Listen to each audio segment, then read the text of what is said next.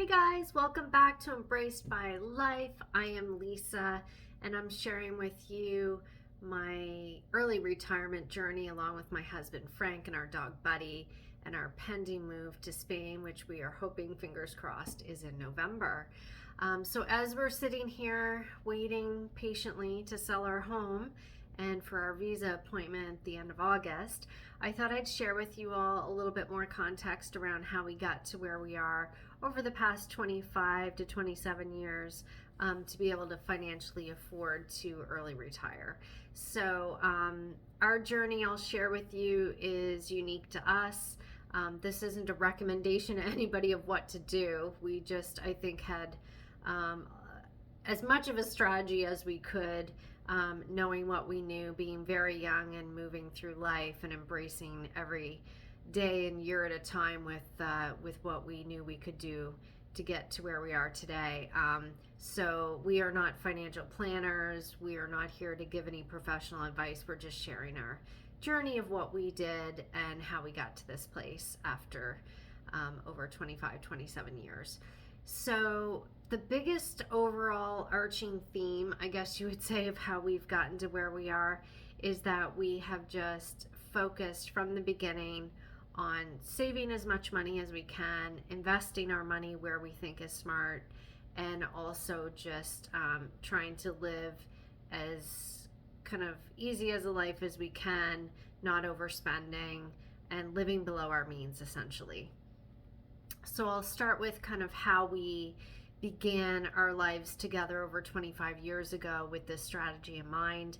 We chose not to have a wedding. So we took the little money that we had as a young married couple, and we chose not to have a big wedding. We just had a very small ceremony, my husband and I together in a church, to have our marriage blessed. But outside of that, we did not have an official wedding with guests. We didn't have a party. We took the little money we had and we put it into purchasing our first home that we spent about a year renovating. It was a rental property. We did not live in it. We would travel to this property to renovate it every weekend. And we spent over a year or so renovating that personally, the two of us, getting building plans and just grueling work. But we had the energy, we had the know-how and the knowledge, learning as we went along and sometimes, and just plugged away at it. And then we rented that place out. We eventually sold it, bought another piece of real estate in Brooklyn where we were living at the time. We were renting, so we moved into this new piece of property. It was a two-family. We rented the upstairs. We lived on the first floor. We did tons of renovations to it as well, in order to get it into a nicer state.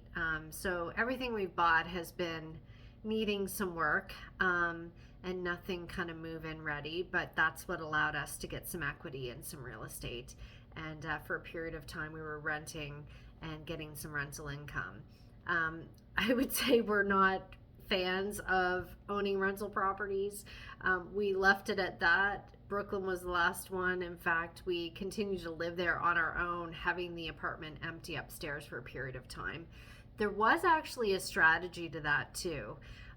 So the property that we owned in Brooklyn, if you don't have tenants living in it for a certain number of years before you sell the home, you can save there on the capital gains for the sale.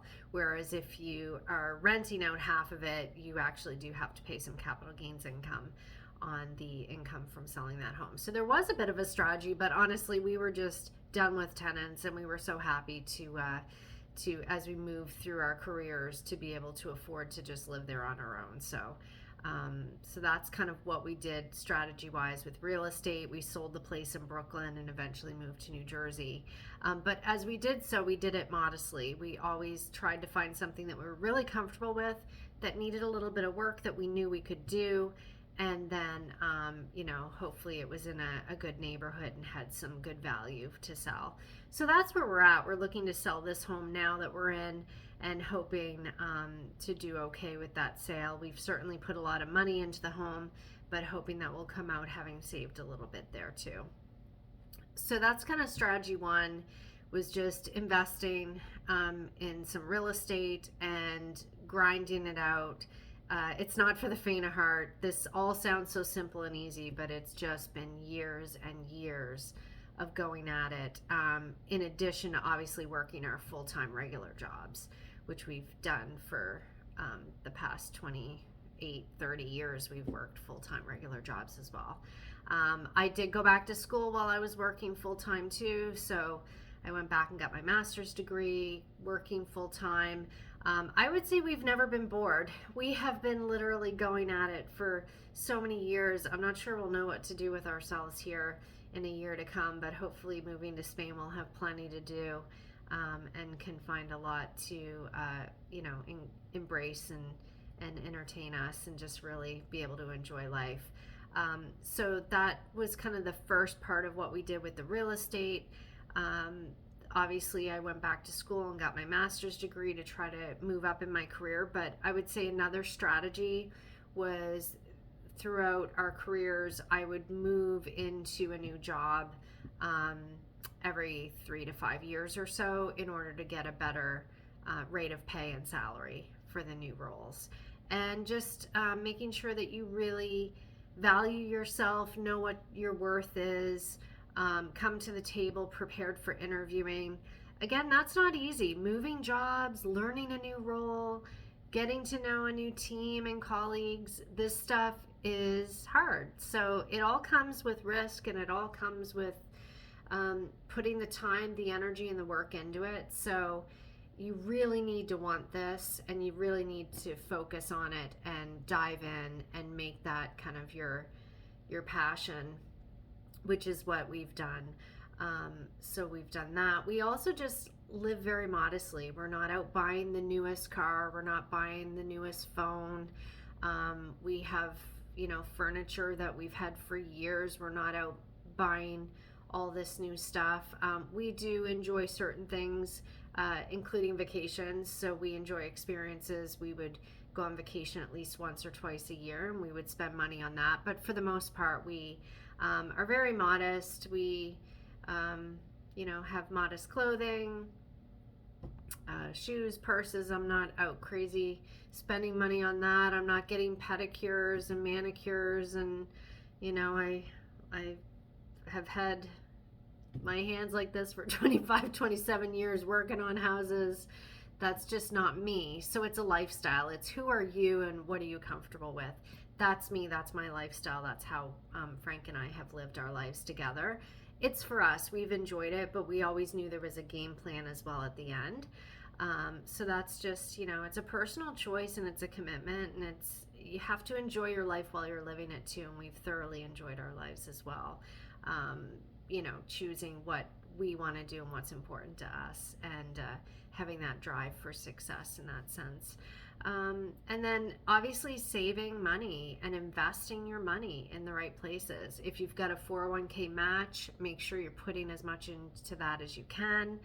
I shifted to investing in Roth 401k near the last 10 years or so. I pushed for Roth because I just didn't want to have everything that I had to pay taxes on when we retire. So I've got a chunk that is in Roth, so the taxes are paid there, and it's going to be a little less expensive, I guess, when I take that money out of the Roth. Just trying to balance it, and making sure that in the beginning we were pretty aggressive with our 401ks and investments, but then over time, as we are here now today, we're getting a little bit more conservative. And I know the past few years has been a roller coaster for folks with investing. So we just don't panic. We hold tight. We're not off buying and selling and going crazy. What goes down will go back up, as long as you're not invested in anything too risky. So we just let it ride. We sit on it, let it ride. And you always want to make sure that you've got a little bit of a side nest egg as you retire to help get you through if the markets crash and stuff, that you don't have everything sitting in one place, that you've got stuff diversified. So you'll want to talk to a financial planner about all that. We're just doing this as best we can based on what we know. And that's kind of where we're at. That's been our strategy, just save, save, save. And if you can reduce having a mortgage, that's huge. Once you are debt free, it's so liberating and you start to save so much more. And we didn't become debt free until we moved from Brooklyn. So it takes time. You really have to focus on that. And then just starting to save. And when I say debt free, you obviously still have stuff that you're going to have to pay a car payment, or maybe a small bit towards your mortgage or something like that, but not a huge 30-year loan, right, that I'm talking about. So yeah, you want to be able to do the best that you can there, to be smart about that. And where it makes sense to borrow money, obviously if you've got low interest rates, people will do that. You want to make money with your money too. So so I would definitely say, if you can, just try to focus on what makes sense for you, what your strategy is, and it's not ever going to be the same for everybody. You're literally going to have to figure it out as you go along too, and try to prioritize what matters to you in your life. That's how we prioritized our life and how we've worked so hard over the past 25 to 27 years to get to where we are today. That's what it took. It did not come overnight, and it did not come easy. So just sharing all that with you. If you're in your early 20s wanting to one day retire when you're 50, that's what it took for us. It's been a lot of grind and a lot of work, and the full-time jobs are enough as it is. To add all the rest in there, that's what it took for us. So all right, I hope this helps, and I hope that you are embracing life, and we will talk soon. Ask any questions you want. I'll be happy to answer them. Have a great day. Bye.